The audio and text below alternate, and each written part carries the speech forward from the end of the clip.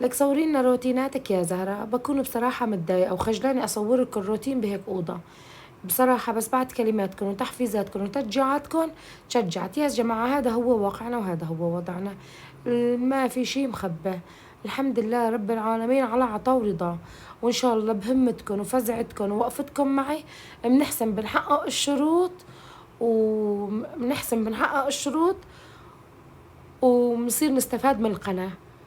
بتمنى فزعتكم يا صبايا، وقولوا يا رب يا كريم. تعالوا نغير موديل الأوضة ونرتبها ونفرشها موديل جديد وفرش جديد. وأخيرا وليس آخرا، حطوا لايك للفيديو واكسبلور، واعملوا شاركوا القناة لكل اخواتكم وولادكم، واعملوا لي اضافة من كل فيديو تليفونات موجودة عندكم. فتحت لكم هالغزانة كنت فايتة جرعة كآبة رهيبة، وهالكآبة ما بتخلص منها غير إذا قمت نظفت الأوضة ورتبتها. يلا ما بدي تنسوني من تعليقاتكم الحلوة وتشجيعاتكم. كمشت هالأغراض وزتيت كل شي برا.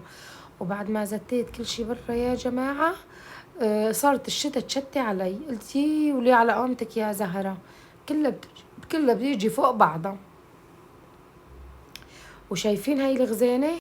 الغزانة كانت جديدة يا جماعة، والله العظيم دفعت حقها 125 دولار بلبنان. كلكم بتقولي لي لك ليش دفعتي مصاري حق اغراضك الهريانة بالتعبانة؟ لو تعرفوا انه حطيت دم قلبي على هدول الاغراض، فما إلي غنى عنهم بنوب قد ما بحبهم للاغراض. ما إلي قلب ولا حسنت استغني عنهم. وجبت مع المونة والغراض والغزانة، في كتير شغلات قصص حلوة، بس للأسف لو أعرف إنه بدها تتكسر هيك وتروح منا على الحدود، والله ما كان جبت شي. لك شايفين رفوف الحديد لحالهم ب45 دولار جبتهم بلبنان. المهم والغاز شد بحبه، كان حلمي يصير عندي غير هيك خاص. قلت معقول أنا بعد ما الله حقق لي حلمي وجبر بخاطري أجي أروح أبيع الغاز ب50 دولار؟ لا والله ماني بايعته. قمت دفعت هالمصاريف وجبته معي. بس يلا الحمد لله رب العالمين على عطا ورضا. بعد ما خلصت ال بعد ما خلصت الأغراض بلشت أنقل الغرفة.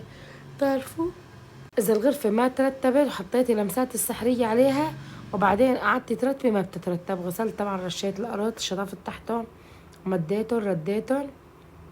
عن جد منظر الأوضة كتير عجبني، وكتير كتير طلع شي حلو ومرتب.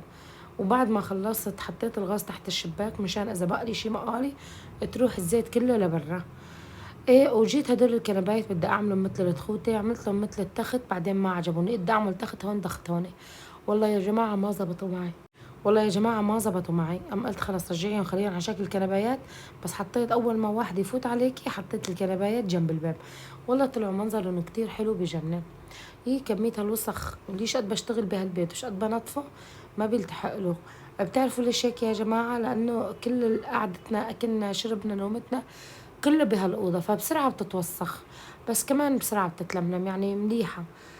ايه، بعدين هون نقلت الكنبايات وحطيت الغاز تحت الشباك ورتبته. وهون وصلت على آخر الأوضة، صرت أشطف الشطفة الأخيرة، حطيت كل شي محله، حطيت الكنبايات ومديت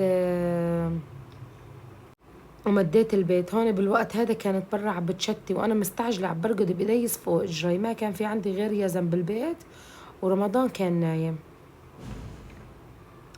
كل شوي اقول له يا يزن الله يرضى عليك تعال صورني، يا ماما تعال صورني. والبنات كانوا بالمدرسه وبروحوا على الجامع كمان. وبعد ما خلصنا شطفنا الارض ورتبنا البيت، طبقنا الغسيل، حطينا. شوفوا عن جد بذمتكم ما فضي علي بالقعده، كتير كتير عجبتني، كتير انبسطت فيها. مدينا الحصيرة ورجعنا مدينا فوق السداجة. هي السداجة جايبتها معي من لبنان، مديتها وسمكت تحت الأولاد. والحمد لله رب العالمين على عطاء ورضا، اللي بيرضى بعيش. ويا رب يا رب يا رب تكون هاي القناة مصدر دخل إلي ولهالولاد، ونحسن نغير واقعنا وحالنا من هالحال لأفضل حال. وهيك كان يزن عم بيصورني، قال ماما بدي أصورك مثل شو اسمه قولي معي، مثل ما بيصوروا المشاهير مسلسل مراد على مدار. قلت له ايه صورني صورني، والله مالي خبر هيك بيطلع على التصوير. بعدين بعد ما خلصنا ورتبنا كل شيء، اجوا الاولاد طلعوا تيابهم ولبسوا. قلت لها يلا يا نور بدنا كتيه ضبيه، ومسحت الغاز ورتبته وركبت فورا على الزيت. بدي اعمل لهم مقالي بطاطا واعمل جنبها سلطه. عن جد شوفوا لي هالنظافة بذمتكم، اشوا شعوركم وقت شفتوا الفيديو واعطوني رأيكم بالتعليقات. وهذا كان المظهر النهائي للبيت. وهون الأولاد ما عاد يتحملوا، أنا صرت بقلي بطاطا وأنا عم بقلي، شايفين الغيظ وين والزيت وين، والله عم بينقطع قلبي وقت بكون عم بقلي. وأنا عم بقلي هون لفيت للأولاد سندويشات بطاطا. وهيك وصلت لنهاية الفيديو. بتمنى منكم فزعتكم وتعليقاتكم الحلوة، الله يسعد قلبكم ويجبر بخاطركم. السلام عليكم ورحمة الله وبركاته.